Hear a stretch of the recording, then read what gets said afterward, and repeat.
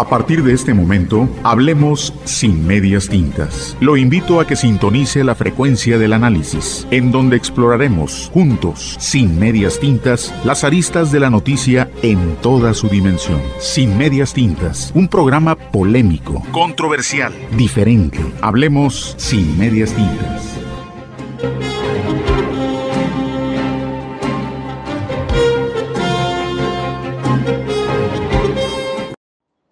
A partir de este momento, hablemos sin medias tintas.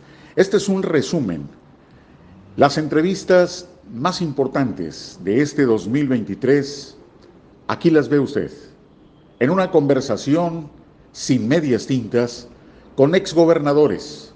Ellos hablan así, sin medias tintas, de sus circunstancias, de sus tiempos, de lo que hicieron, de lo que no hicieron. Gracias por este año. Gracias por consolidar un trabajo periodístico conmemorativo a 45 años de hacer periodismo en Guerrero y decirlo sin medias tintas. Aquella madrugada del 27 de septiembre del 2014, Guerrero vivió un parteaguas, una crisis económica, política, social. Guerrero se puso en el imaginario de un incidente de violación masiva de derechos humanos, desaparición de 43 normalistas de Ayotzinapa y un gobierno federal que decía que era un caso doméstico ausente, pretextando mil cosas. Y Ayotzinapa era la noche oscura y era el preludio, el presagio de que nunca más la estructura de gobierno tendría confianza de una sociedad azorada, aterrorizada por la espiral violenta. A Ángel Aguirre, siendo gobernador constitucional por segunda ocasión, lo marcó ese incidente. Tan lo marcó que pidió licencia. Sí, por supuesto. Mira, yo creo que primero hay que irnos a los antecedentes. ¿A qué me refiero? Déjame decirte que yo goberné primeramente el estado de 1996 a 1999. Guerrero era otro, muy diferente al que encontré después. Pero venía de Aguas Blancas. Sí, efectivamente, pero no con la presencia de los grupos de la delincuencia organizada que yo encuentro después. Era guerrilla entonces. Sí, pero era una realidad totalmente diferente, ¿sí? Tú, como periodista, lo sabes muy bien, acucioso.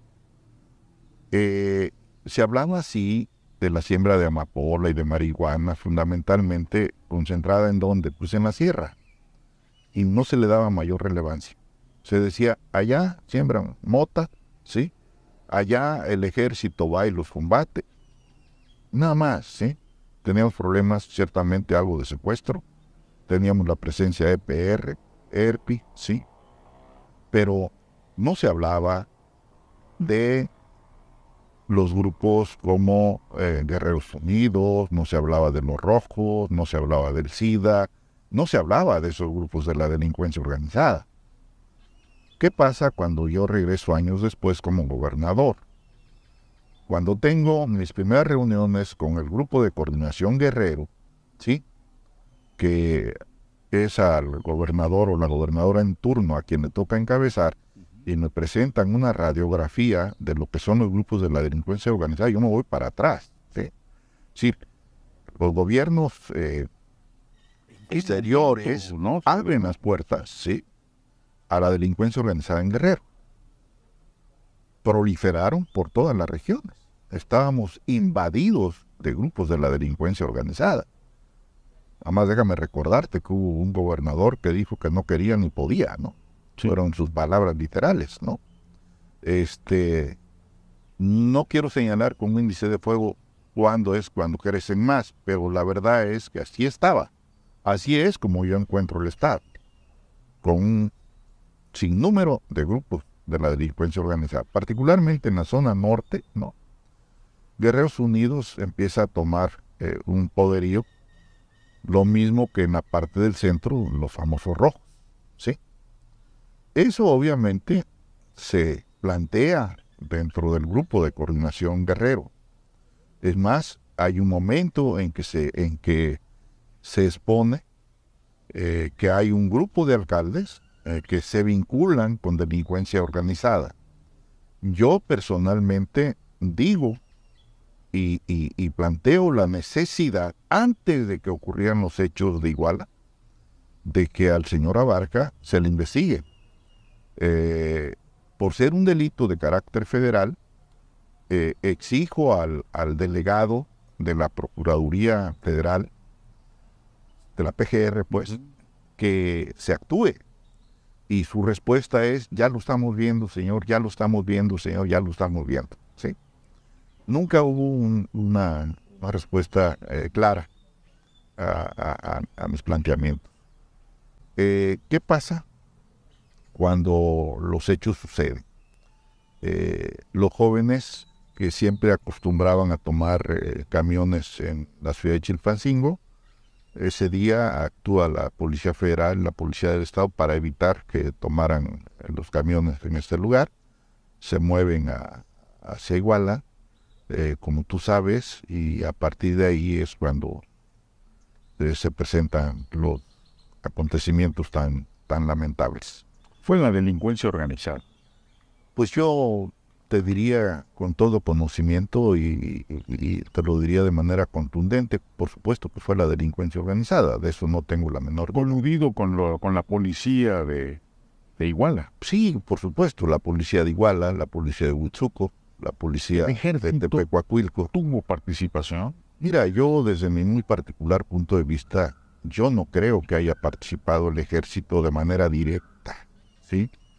Tal vez sí pudo haber habido, digamos, otro tipo de relación, ¿no? A través de cuestiones económicas, posiblemente. Lo que se dice en el argot popular de hacerse disimulado, de la vista gorda, claro, ¿no? Pudo haber habido eso, pero yo, de que piense que de manera directa hayan asesinado a algunos jóvenes, yo en lo particular no lo creo, ¿sí? ¿Pudo haber evitado esta tragedia? No, te voy a decir por qué. Nosotros llegamos al lugar fuimos los primeros en llegar al lugar de los hechos. Nosotros rescatamos a 28 jóvenes, a 68 jóvenes, que pudieron haber corrido la misma suerte que los 43. Andaban cazando en las calles. Así es. Y eso está acreditado, ¿eh? No me lo estoy inventando, ¿sí? Incluso ha sido reconocido, ¿sí? Quien sienta las bases de la investigación es la Fiscalía o Procuraduría en ese tiempo, que encabezaba el maestro Iñaki Blanco. Si hay alguien a quien se le debe reconocer los aportes en la investigación es a Iñaki Blanco Cabrera. Por eso cuando empezaron algunos trascendidos de que se le pretendía detener, dije, por favor, si hay alguien que realmente ha contribuido al esclarecimiento, ha sido Iñaki Blanco Cabrera, ¿sí? Qué bueno que después eso se desvaneció, pero se llegó a manejar esa situación, ¿sí? Iñaki, además, detiene a un grupo de policías municipales y a un grupo del famoso grupo que se llamaban los bélicos, digamos que era el brazo armado que tenía la policía municipal. Y quiero decirte que de todos los que detiene el maestro Iñaki, o la Procuraduría, ninguno ha alcanzado su libertad, lo cual quiere decir que no hubo en ningún momento actos de tortura. Así lo reconoce el alto comisionado de Naciones Unidas, ¿sí? O sea, se siguió el procedimiento conforme a derecho, ¿sí? En todo momento. ¿Por qué digo que era muy difícil que en un momento dado pudieran rescatarse? Fue cuestión de horas, Jorge, ¿sí? Sí, claro. Sí, o sea, realmente cuando los hechos acontecieron, fueron, Era de vida o muerte. sí, o sea, fueron unas horas en las que la delincuencia organizada los trasladó y de inmediato actuaron. Hay cosas que por supuesto a mí me saltan, ¿no? Y las he dicho públicamente, ¿no? Que obviamente son preguntas o interrogantes que yo me he formulado. Entre otras cosas he dicho por qué el C4, que operaba el ejército en ese momento, nunca le comunicó al gobernador en turno en tiempo real qué era lo que estaba pasando. Nunca lo supe. ¿Por qué el entonces comandante de la región militar, de la región, no de la zona militar, de la región militar, 2 días después me dice a mí que los jóvenes están en la escuela normal de Ayotzinapa? Sí, cuando no era así. Y obviamente si esa información te la transmite un alto, el jefe militar de mayor rango, Claro. pues tú le das crédito, ¿no? No obstante, nosotros seguíamos con la búsqueda de los muchachos, ¿sí? Cuando llega la Procuraduría General de la República, nos desplaza por completo. La pregunta es, ¿por qué no nos permitieron coadyuvar también en el caso? Casi siempre suele suceder que se dé la coadyuvancia. A nosotros no nos los permitieron, al contrario. A partir de ahí, lo que pretendieron es llevarnos a la cárcel. Y digo llevarnos porque a nuestro fiscal se le pretendió encarcelar, se le tuvo incluso detenido a Jackie Blanco. Aquí en blanco. Y a mí se me pretendió vincular con la delincuencia organizada, tanto al doctor Martínez Garnelo como al propio Iñaki Blanco. Sus primeras preguntas que les formula el Ministerio Público son: díganos qué vínculos tiene el exgobernador Aguirre con la delincuencia organizada. Esas son las primeras preguntas en las que reiteradamente intentaron, ¿no?, vincularme para que evidentemente se me encarcelara, ¿no? ¿Quién lo hizo? Lo hizo Tomás Herón, ¿sí? Yo lo denuncié también y lo dije cuando acudí. Yo he acudido 2 o 3 veces a declarar y siempre he estado en esa disposición. Tú me decías, ha sido una pesadilla. Por supuesto que ha sido una pesadilla. Yo esto lo he calificado como una película de terror que no tiene fin. Ahora mismo, en este año, han sido días terribles los que pasamos. ¿Por qué? Porque mira, Jorge, al final del día, yo en lo particular, estoy preparado, estoy hecho para eso. Pero lo peor, ¿sí? O lo más duro, lo más triste, lo que más duele, es cuando esto le pega a tu familia. Cuando le pega a tus hijos, cuando le pega a tu esposa, cuando le pega a tus familiares. Eso es lo que A donde más significa para ellos. más ama, ¿no? Claro, eso es lo que más duele. Porque hay un dicho popular, pero sabio, que dice que la incertidumbre mata. Imagínate a mi esposa, a mi hija Laurita, ¿no?, levantándose todos los días de no saber qué va a pasar con su papá. Porque cuando presenta su último informe, Alejandro Encina, ¿no?, corrió también fuerte el rumor. Van a detener también al exgobernador Aguirre. Y no saber qué pasa. Se divulgó una lista, Sí, 32 personas. bueno, pero se hablaba también, ¿no? Claro. Bueno, pues yo hablé con Encina y le dije: oye, Alejandro, aquí estoy, ya. Estoy en Acapulco. Yo en ese momento me encontraba en Acapulco. Seguí puntualmente, le digo, la lectura del informe. Te vi. Quiero que sepas cualquier cosa. Aquí estoy. Y de aquí me voy a Costa Chica. Digo, yo no me voy a esconder. Cualquier cosa me voy a enfrentar con interés. Después le pedí que me recibiera. Antes hablé con el que estaba de fiscal, con Mar Trejo, que hoy ya no está. No me contestaba. Tuve que utilizar otro teléfono para que no viera mi nombre, y contestó. Y cuando contesta le digo: habla el exgobernador Ángel Aguirre. Señor, ¿cómo le va, gobernador? Oiga, le dije, ¿cuándo me puede recibir? Y me dice: mire, en estos días ando muy ocupado. Y reacciona y me dice: pero dígame, ¿qué se le ofrece? Y digo: oiga, yo quiero verlo porque necesito saber cuál es mi situación jurídica. Y me contesta él: pues mire, gobernador, si hubiera algo, nosotros se lo notificamos. ¿Ah, sí? Ah, muy bien. Pues muchas gracias, señor. O sea, fue igual. Vuelvo a hablar con Alejandro. Finalmente me recibe a mí y al licenciado Iñaki.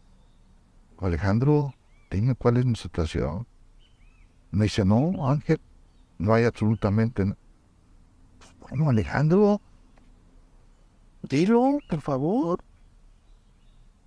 Así como has dicho de otro, te exijo, te pido que lo digas. Pues que me lo pregunten. Y bueno, antes sentado. ¿En qué va a parar esto? Pues en qué va a ¿Cómo parar. vislumbra el final de esta pesadilla? Pues mira, yo creo que hay aportes, ¿no? A ver, yo creo que por primera vez se encarceló a un ex procurador. Nunca se había dado. Y el otro anda, Tomás Cerón anda a salto de mata. Por primera vez, sí, se encarcelan a militares, ¿no? También se tocó incluso a un general, ¿no?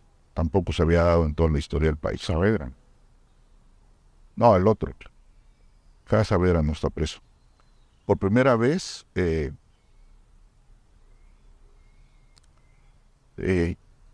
está siguiendo un proceso de extradición. Yo creo que si se trae a Cerón, que ojalá Dios quiera que se le extradite de Israel, creo que eso podría cerrar el caso, ¿sí? Creo que si hay condiciones y ojalá Vidulfo y este grupo permita que se inicie ya el proceso de reparación de daño, ¿sí? Yo lo he dicho, y las condiciones de los padres y las madres es algo de verdad que te rompe el alma. ¿Sí? Me parece que han transcurrido 8 años y yo creo que es tiempo ya de que esto se conozca de otra manera. ¿Usted se lo pediría al presidente Andrés Manuel López Obrador? Yo se lo he pedido. Y yo creo que ya basta también que se siga lucrando con eso, ¿sí? Porque hay quienes han seguido lucrando, ¿sí? Y por lo que a mí toca, está más que demostrado, ¿sí? Que Ángel Aguirre no tuvo absolutamente nada que ver, ¿sí? Si hubiera algo, hubiera yo aparecido ahí. Y además, como me lo dijo un alto funcionario de este gobierno federal, Ángel, si tu gobierno iba bien, atacar, dañar, afectar a un grupo de jóvenes de Ayotzinapa, hubiera sido como cavar tu propia tumba. Si le encuentras algún sentido, que yo... Es que no hay lógica. Por favor. Sí, al contrario, yo traté de construir desde el inicio de mi mandato una buena relación con Ayotzinapa. La mejor prueba es que he sido el único gobernador que pisó las instalaciones de Ayotzinapa, que las recorrí, las instalaciones de Ayotzinapa, y he sido el gobernador que más apoyo le brindó a Ayotzinapa en sus instalaciones. Allí están los testimonios y ahí están las pruebas y las puedes ver cuando tú quieras. Tenemos fotografías, tenemos montos de inversión que les di, ¿sí? Las cosas iban bien y lamentablemente se presentaron 2 hechos que yo al traste con todo. Primero lo del 12 de diciembre, donde la Policía Federal, Genaro García Luna, llega con armas, pero sin embargo le echan la culpa también al gobierno del Estado. Error craso que se cometió. Sí. También cuando llega la policía ministerial, hay que admitirlo. Y no se dice tampoco que hubo un muchacho que apagó las bombas una bomba, sí, de una gasolinera, evitó que hubiera la super tragedia. Una tragedia que no sabemos qué consecuencias hubiera tenido. Pero eso no se dice. Entonces hoy, si me preguntas, que pasé momentos muy difíciles durante esos días, sí los pasé, Jorge. Y si me preguntas si tengo mi conciencia tranquila, la tengo muy tranquila. Y si me preguntas si duermo bien, sí duermo bien. Y si soy el más interesado en que esto llegue hasta sus últimas consecuencias y se esclarezca hasta donde tope, por supuesto que soy el más interesado. Estimados amigos, muy buenas noches. Sean ustedes bienvenidos a esta emisión especial, una entrevista con don Rubén Figueroa Alcocer, exgobernador del estado de Guerrero, a quien le aprecio mucho esta conversación, una entrevista sin medias tintas. Licenciado Rubén Figueroa, muchas gracias por esta entrevista, por recibirnos, para platicar de su trayectoria. Creo estar frente al último gran patriarca del PRI en Guerrero, un exgobernador que marcó línea, marcó el rumbo, muy cercano a presidentes de la República. Hoy, don Rubén Figueroa cumple 83 años, ve la vida política desde un sitial y desde un lugar en el cual parece que usted no se aparta. Tiene a flor de piel, a flor aquí en la mano, el diagnóstico. Gracias por esta entrevista, don Rubén. Hombre, muchas gracias a ti por dármela. ¿Qué visión tiene, don Rubén, del estado que vive Guerrero? Bueno, mira, yo diría que todos los tiempos son diferentes en la vida del Estado. Hoy tenemos un tiempo diferente, un presidente de oposición, Luis López Obrador, y nosotros habíamos estado acostumbrados a siempre a vivir y a estar casi con presidentes del PRI, quizá algunos de los otros partidos, pero que eran prácticamente afines a la vida del partido, del PRI. Bueno, ha sido una experiencia interesante esta, compleja, porque pues, es una forma diferente de hacer política a la que no estábamos nosotros acostumbrados. Pero bueno, pues nosotros creemos que el juez final de esta administración va a ser el pueblo. Así es. Y el veredicto del pueblo se va a dar en la próxima elección, que estará próxima en 1 año y medio o 2 más. En 2024. En 2024. ¿Habrá sorpresas? Pues yo creo que no. Yo creo que va a haber el juicio de la gente. Y eso se refleja en las urnas. Y creo que, bueno, pues eso será el veredicto final. Lo que pueda uno decir, habiendo participado en otros partidos y en otra corriente, pues podría sonar a interesado. Yo creo que todos los gobiernos hacen su esfuerzo, pero yo creo que al final de cuentas el que juzga es el pueblo.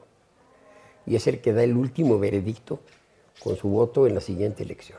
¿De algo se arrepiente el exgobernador Rubén Figueroa Alcocer de su gobierno? Bueno, nunca se arrepiente uno. Mire, uno se puede arrepentir de muchas cosas, de gente en las que creyó uno y que no le pagaron a uno bien lo que uno hizo por ellos. Pero pues bueno, eso lo juzgará la historia a cada quien. Uno entrega su afecto con limpieza. Uno entrega su trabajo con limpieza y su amistad con limpieza.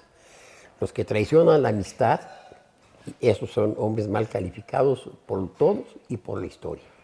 Entonces yo creo que uno como hombre público tiene aciertos y desaciertos, pero creo que uno siempre debe de tener la idea de hacer todo de buena fe y de buena voluntad.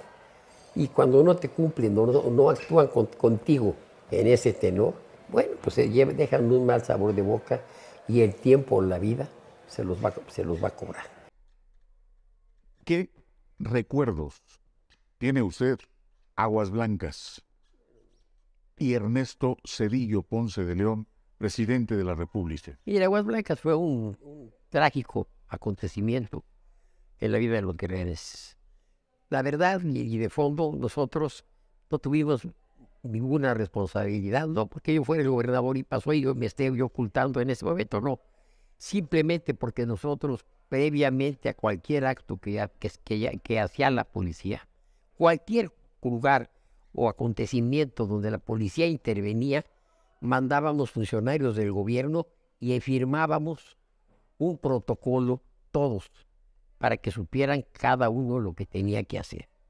Porque si había un error, había un acontecimiento como el que pasó, hubiera claramente la responsabilidad de quién la tomó mal o de quién actuó mal, como en el caso de Aguas Blancas. Nosotros teníamos el ejercicio, antes de un acontecimiento de estos, hacíamos un plano con la responsabilidad de cada quien de los que iba a actuar ahí. y lo firmaban. Y en ese plano se señalaba lo que tenía que hacer cada uno en cualquier evento que se pudiera dar. En ese evento se quedó claro que hubo un problema, un descuido, el jefe de la policía, porque la policía habíamos acordado que nunca se pusiera cerca del lugar donde estaban haciendo las revisiones. No tenía por qué hacerse estar la policía ahí. Si había una serie de policías del Estado que revisaban a los camiones y a todas las personas que venían, no tenía ningún sentido que estuviera un cordón de la policía atrás. Fue un error lamentable que hizo el jefe de la policía y que lo pagó con más de 10 años de prisión y una sanción muy importante. Todos los que intervinieron ahí y que tuvieron responsabilidad, pagar, porque había un protocolo firmado de lo que tenían que hacer, y en lo que se equivocaron, los que se equivocaron pagaron con cárcel. No hubo ninguna impunidad para nadie, porque previo a cada acto se hacía un protocolo por escrito para cada uno de los actores del gobierno que iba a intervenir en un acto de este tipo. Entonces el que se equivocó o el que hizo las cosas mal, pues tiene que afrontar su responsabilidad, como en este caso, que hubo la muerte de guerrerenses lamentablemente muy modestos que venían en una camioneta que ni siquiera vieron porque estaba cerrada con una lona y que un agente torpemente disparó. Una provocación, pero eso no juzgaba, eso no importaba para que dispararan todos. Se había puesto mal la policía, desde ahí empezó el problema, y después alguien se equivoca al estar revisando y estando enlonada el vehículo, le disparan sin saber a qué le estaban disparando.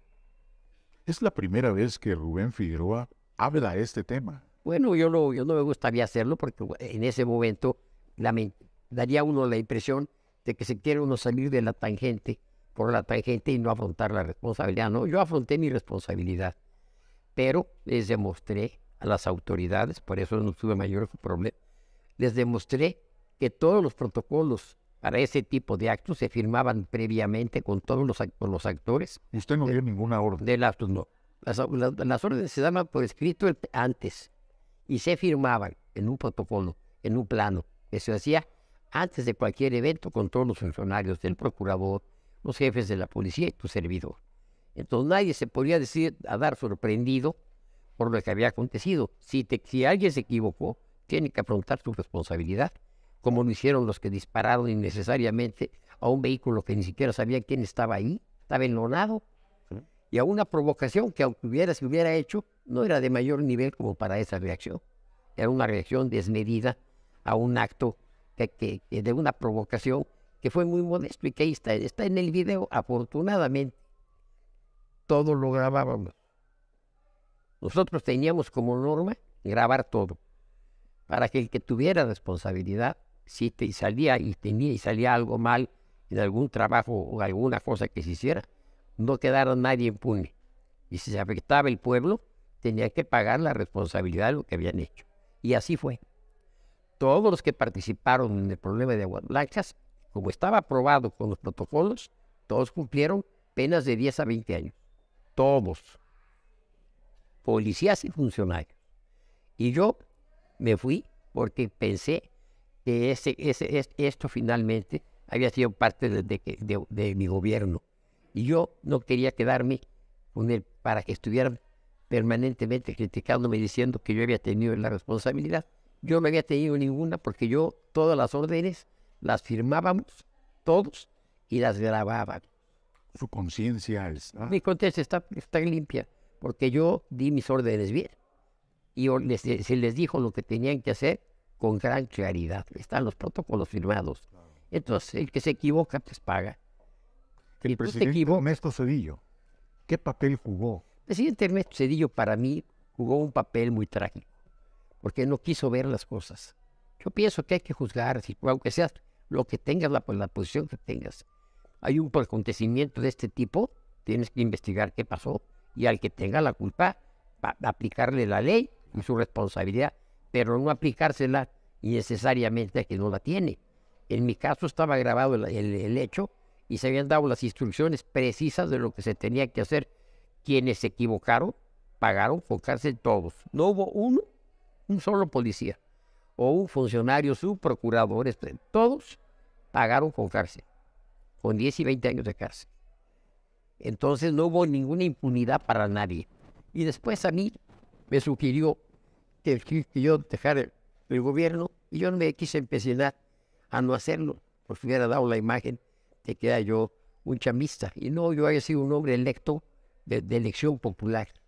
Cosa que, Fue injusto. sí, el licenciado Cedillo actuó conmigo injustamente.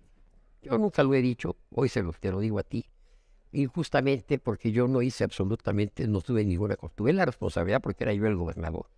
Pero uno da órdenes precisas, claras y firmadas y grabadas. Ya uno no puede ser el que haga todas las cosas.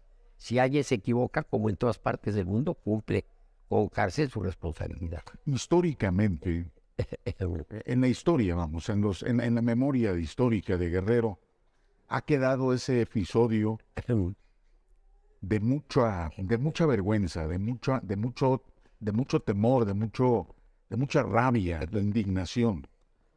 Las nuevas generaciones de guerrerenses que hoy, pues tiene usted la oportunidad de hablarles, ¿qué les diría? Les digo lo mismo que te estoy diciendo a ti, que nosotros actuamos primero, como debe actuar todo gobernante, planeando las cosas previamente a cuando se van a realizar, sentando a todos los actores alrededor de un plano para que sepan todo lo que van a hacer, Claro.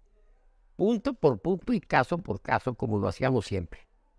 Eso lo aprendí yo desde que trabajaba yo con el licenciado Luis Macié. Así se planeaba siempre el trabajo de la policía, para todos los tipos. Guerrero es un estado con muchos conflictos y con muchos problemas. Entonces, en alguno de ellos falla alguien, los tienen que pagar. Y tienen que pagar como lo señala la ley, con su responsabilidad por la gravedad del caso que haya acontecido. A los que participaron en esto, todos, sin excepción, fueron a la cárcel. Y subprocuradores, todos fueron a la cárcel. Y yo, Como impunidad. para que no hubiera ninguna impunidad, y porque se les habían, y estaban los protocolos firmados. Nosotros entregamos a las autoridades de gobernación todos los protocolos que se habían hecho previamente, 2 días antes de este acontecimiento. Entonces, por eso, para mí, no se derivaba ninguna responsabilidad. No quiero utilizar esta frase que podría ser un cliché. La historia lo exonará. Pues mira, la historia a mí finalmente me dio la razón, porque todo lo que pasó ahí quedó claramente tipificado, porque no hubo impunidad para nadie. La ley es para que no haya gente que se cometa un error y se quede impune, sino que todos paguen lo que su responsabilidad señala. Totalmente. Entonces nosotros, yo actúo siempre y vengo a Guerrero, no tengo ningún, porque yo actué bien. Dimos las instrucciones precisas, claras, concretas y firmadas en un plano donde tenían que estar. Los que lo hicieron mal, se descuidaron porque estaba lloviendo en ese momento y se apartaron del lugar y se fueron a refugiar abajo de un árbol en ese momento que llegó el camión. Bueno, pues esto es una responsabilidad de los que están ahí, no es una responsabilidad del gobernador. El gobernador tiene la responsabilidad de planear y dar instrucciones claras y precisas de lo que se tiene que hacer cuando se pone un retén. Pero los actores, pues bueno, ellos en ese momento Cometieron un error. llovió y se fueron, la gran mayoría, y dejaron con gentes de menor nivel el manejo del lugar del retén.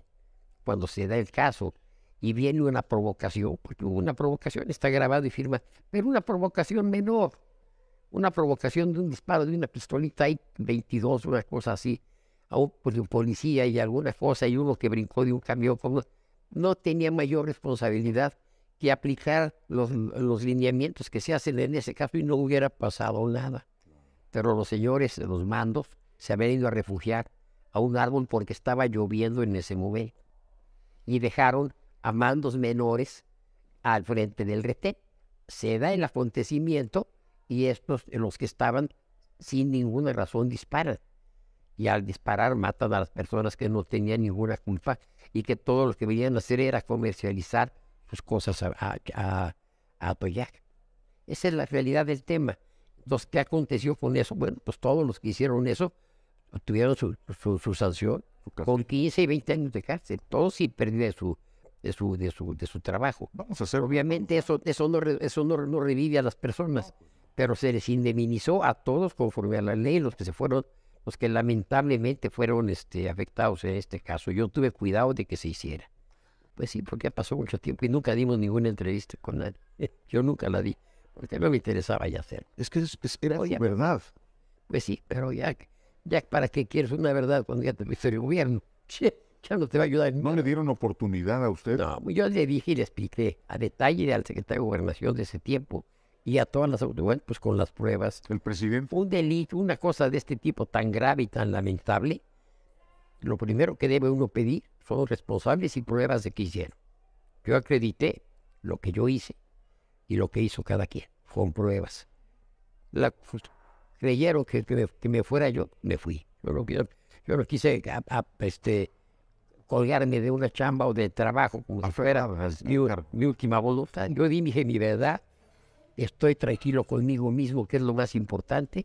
Estoy tranquilo con el pueblo de Guerrero porque yo no soy capaz de dar una orden para que masacren a nadie.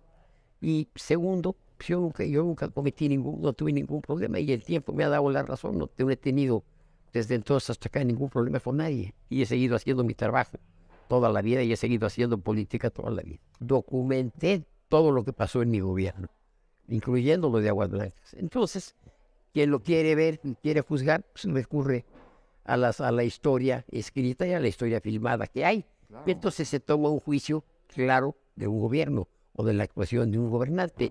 Yo tengo mi conciencia tranquila. Eso es lo más importante que tiene uno que tener.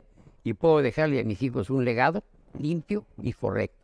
Habrá muchos de otros partidos que peyorativamente te critican sin conocer el tema. Pero creo que para conocer un asunto o un tema o un acto de gobierno, te tienes que remitir a lo que pasó esa vez. Ver los documentos, ver los pros y contras, ver las cosas fílmicas que hay. Entonces no hay ningún problema para poner un juicio limpio y correcto de cada quien. Tal es así que yo hice después algunas otras cosas y yo nunca tuve un problema con nadie, ni con ninguna autoridad. Entonces, me fui porque así quiso el presidente que me fuera. Y yo no quise pegarme o colgarme del gobierno como si fuera la última cosa que iba a hacer en mi vida. No, se dio esta circunstancia, el presidente me pidió que pidiera el cese y tomé. No era porque estuviera sancionando ninguna autoridad por las personas que lamentablemente habían muerto, sino porque políticamente el presidente creyó que yo ya no era conveniente que estuviera y me fui. Yo espero que a Félix y a su hija les vaya bien. Nada más eso. Yo no soy quien para juzgar, porque creo que no es mi caso, ni es mi papel en la vida nacional, ni en la vida de Guerrero estar juzgando a quien está. Yo lo que quiero es que lo hagan bien y ojalá y así sea. Y quien tendrá que juzgar, pues es el pueblo en la próxima elección.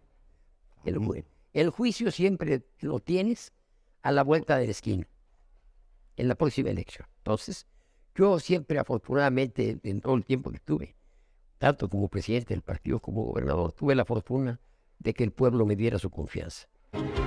Estimados amigos, muy buenas tardes. A partir de este momento hablemos sin medias tintas.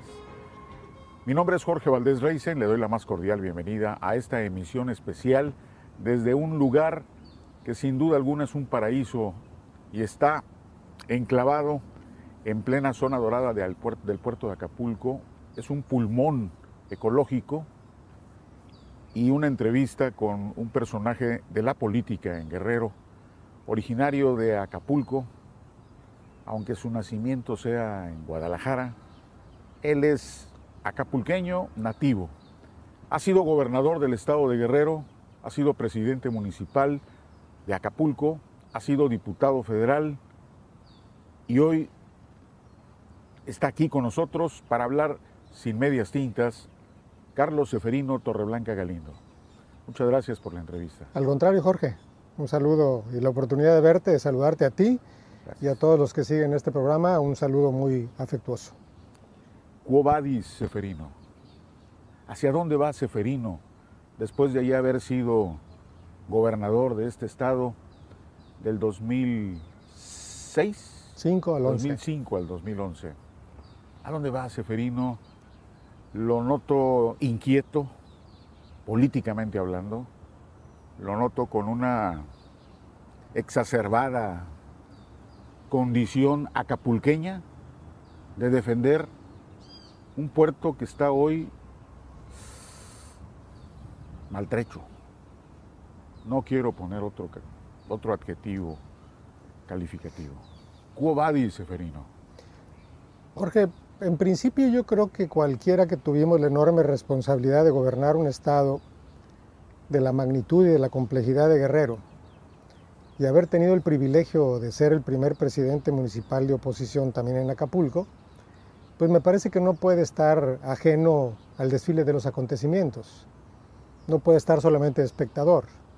No tengo ninguna aspiración, no niego que me gustaría de alguna manera, desde mi forma y en mis formas, en mi edad y con mis circunstancias, poder seguir participando en política. Es más, yo fui candidato del Partido del Trabajo sabiendo que no se iba a ganar para aportarle votación a Andrés Manuel López Obrador, esperando hacer una política y se entendiera, porque además el presidente me conoce desde hace mucho tiempo, o creo que me conocía en todos los sentidos. Yo no puedo estar ajeno, yo no me conformo con decir pues, que pasen las cosas y que uno no pueda hacer algún comentario o reflexión. Nosotros somos acapulqueños por mi padre y por mi madre que bregaron en la época de oro de Acapulco, Jorge. Mi padre regresa, después de haber salido a la muerte de mi abuelo de San Jerónimo de Juárez, regresa a Acapulco en los años 50 y les toca ser parte de ese desarrollo y ese parteaguas donde generó riqueza y generó oportunidades para muchos acapulqueños y para muchos que vinieron de fuera, ¿no? Entonces, yo no puedo estar ajeno de lo que sucede y no puedo cerrar los ojos ante la triste realidad de lo desmejorado, por decirlo de una manera muy suave, como se encuentra el puerto de Acapulco. Nos prometieron un cambio, nos prometieron una transformación, nos prometieron muchas cosas. Hoy hay decepción, hoy hay desencanto, hartazgo. Seferino lo retrata en una conferencia de prensa y le pone el dedo en la llaga. Acapulco está agonizando turísticamente. Acapulco no tiene inversión, tiene una nómina obesa, completamente ingobernable. Usted lo define, tierra de nadie. Muy catastrofista el término, el diagnóstico es cruel. ¿Qué sigue? Jorge, Seferino Torreblanca no le caracteriza ser agorero de desastres, sí, ni le apuesto que le vaya mal a Acapulco. Aquí están los intereses de la familia Torreblanca Galindo. De aquí seguimos viviendo, ¿no? Y en el caso muy personal, pues insisto, no solamente es melancolía, es frialdad. Y lo que hago yo es un diagnóstico. No hago una apología para criticar solamente la autoridad. El deterioro de Acapulco es evidente. Nadie lo puede negar. Y me pueden acusar de lo que quieran, de oportunista, de que pretendo algo en la política, pero finalmente lo que estamos viviendo a diario de este monstruo de 1000 cabezas, no lo puede negar la población. Ahora dijiste en la parte de tu pregunta que se prometió una transformación. Yo creo que los ciclos de la vida política tienen que ver, o los vaivenes de la vida política, por no hablar de la teoría del péndulo de aquel pensador Cosío Villegas, quiero decir que llegan momentos de hartazgo de la población. Seferino es producto de aquella coyuntura y gana la presidencia municipal por un hartazgo de la sociedad. Y ganó en la tercera ocasión. O sea, peleamos contra un régimen, gobierno. Sí. Hoy vuelve a dar otra vuelta y la gente se harta otra vez y vuelve a votar por una esperanza que representa o que representaba Andrés Manuel López Obrador. Y de la esperanza de Morena se cuelgan muchísimos alrededor de él. Impresentables, algunos tránsfugas, algunos que de pronto se mimetizan o son dúctiles y malleables y se convierten en morenistas y se aprovechan de la nueva realidad política. Pero gobernar hoy Guerrero o Acapulco requiere una gran dosis de capacidad, Jorge, de profesionalismo, claro, de amor a Acapulco y no rasgarme las vestiduras, mínimo conocimiento.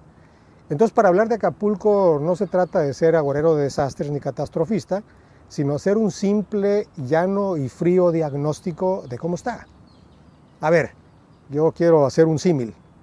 Si a Jorge Valdés Reisen lo invitan a que dirija una organización periodística importante o un medio de comunicación relevante, lo primero que hace Jorge es saber qué tengo, con qué cuento y qué puedo hacer y qué le ofrezco a los accionistas, vamos a hablar en términos, en el corto, mediano y largo plazo.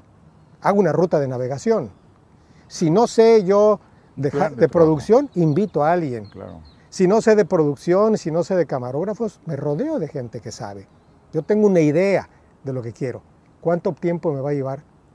Pero aquí hay improvisación, Jorge, total. Hoy gana cualquiera. Porque ese hartazgo no es muy exigente. Ese hartazgo no ve perfiles. Ese hartazgo ve quién representa una corriente de pensamiento que cree que de alguna manera le va a venir a resolver muchos de los problemas de su vida. Y me refiero... ¿Perdón? ¿Incondicionalidades? Yo creo que la gente te da un cheque en blanco, sobre todo la gente más humilde. La gente humilde no tiene tiempo de estar pensando muchas cosas de proyección porque vive al día. Sí. Porque quiere tener respuestas al hoy, quiere tener agua, servicios, trabajo. Y finalmente, si les dan transferencias económicas, responde. Pero no le pidas que a una gente muy humilde, aunque me puedan tachar de lo que sea, veas que tiene un conocimiento de economía y hacia dónde va el país, y si las remesas están ayudando, y si hay un crecimiento económico, y si el dólar tiene una paridad de 19-13 en relación, si está fuerte o no está fuerte. Lo que quieren son respuestas. Y tú le preguntas de la parte política y no están muy empapados.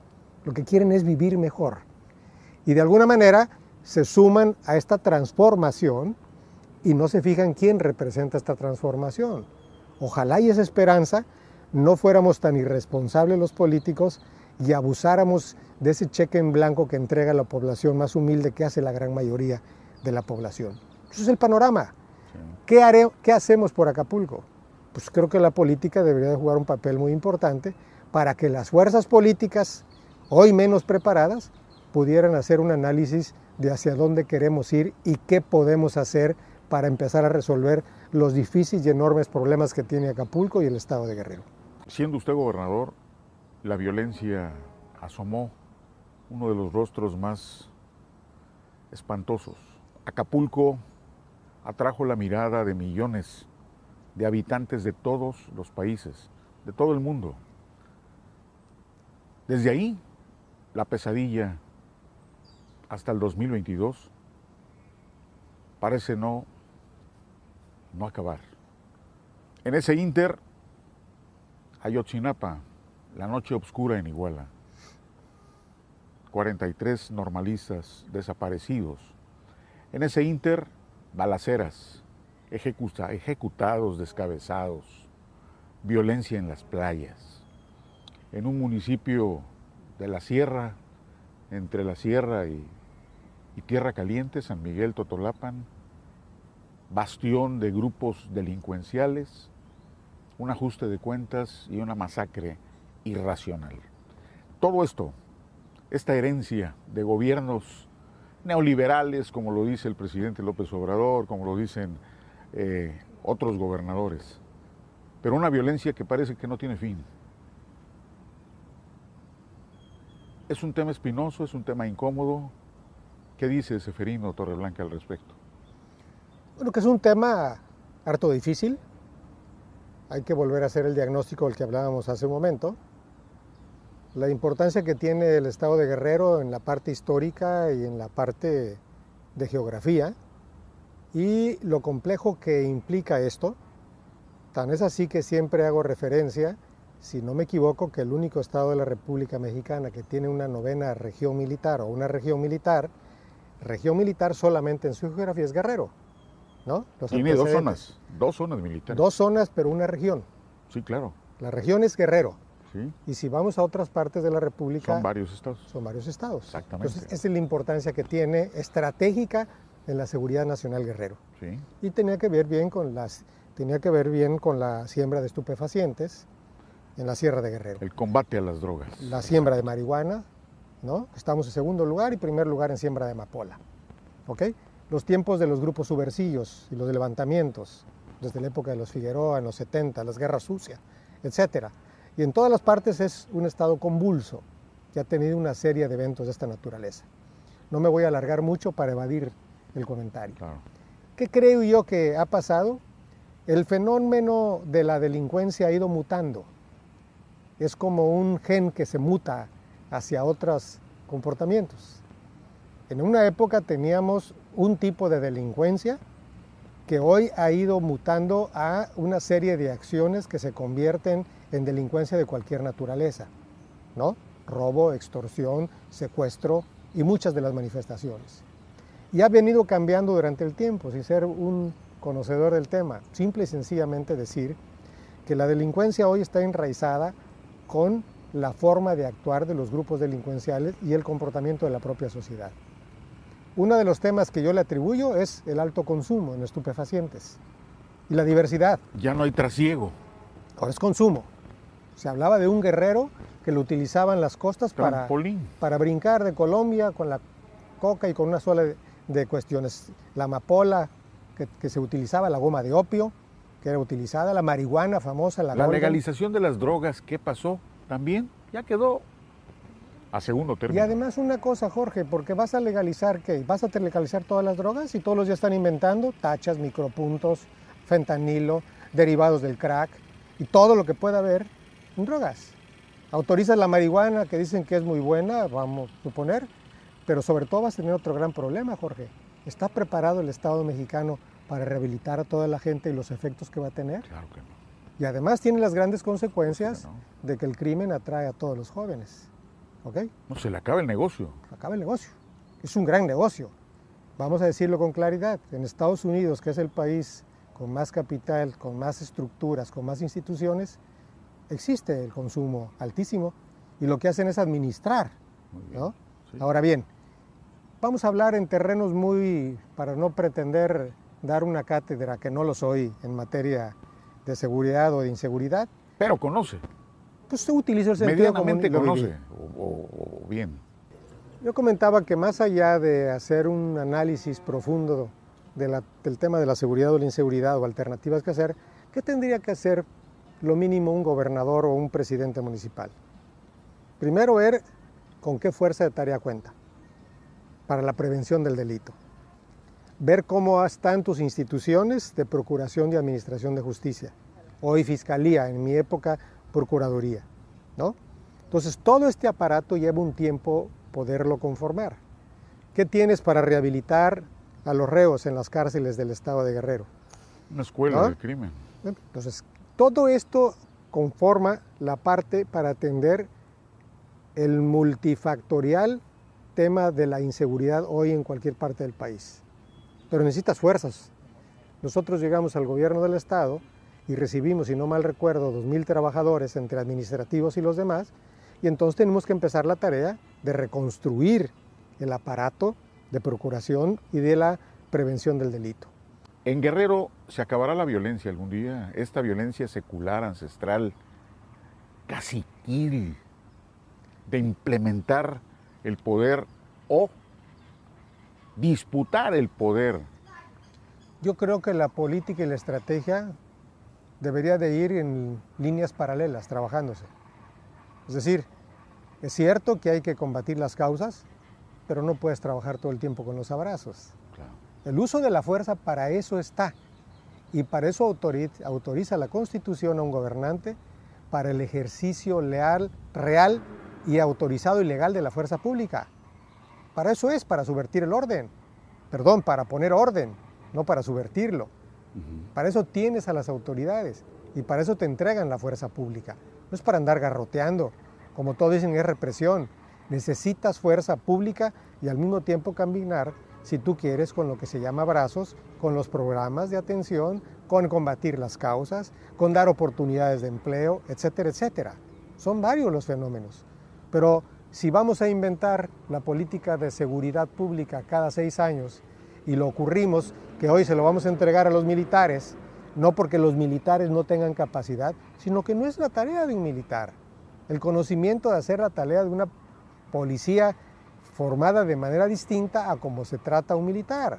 ¿No a la militarización? no a la militarización en la forma en que la están tratando. Sí a los militares en sus tareas sustantivas, respetables, como son la protección civil, como son la soberanía y como son los desastres y como son la salvaguarda de un país y de una nación que es un ejército de paz. Pero no en todas las tareas. Un ejército que construye aeropuertos, que administra aeropuertos, que administra aduanas, que administra todo, me parece que estás distrayendo lo sustantivo por llevar una tarea de esta naturaleza. Y ahora bien, podemos tener lleno de policías, de militares, la costera Miguel Alemán y las colonias. Podemos tener lleno de Guardia Nacional, pero repito, esa es la política disuasiva. ¿Y la política de acción, de investigación? ¿A quién le está quedando? ¿Todo lo va a hacer el gobierno de la República? Ahora, por cierto, resulta muy cómodo si alguien me pregunta, yo como gobernador, oiga, ¿quieres que se quiten los militares? Yo diría que no, porque es tramposa la pregunta. Déjame hacer mi fuerza, dame dinero para fortalecer a mis policías y vamos caminando. Por eso están las bases de operación mixta. Sí. La manera de resolver la pobreza es generando riqueza, no siendo los ricos pobres. La riqueza bien habida. El gobierno tiene que ser facilitador. Pero de arriba, ¿la riqueza de arriba o la...? Sería bueno, Jorge, que sin medias tintas pudieras hacer un análisis de lo que establece el INEGI, que cuántas de las personas en el país hoy se dedican a la economía informal. Y si la economía informal ha crecido, hoy que está de moda decir vamos a dar 12 días de aguinaldo, no, pues hay que dar 100, nomás que no se pueden inventar. Claro, ¿de dónde sale? ¿No? Es como los 90 días que se les da a los maestros de educación, ¿no? Claro. Hay que darle 120.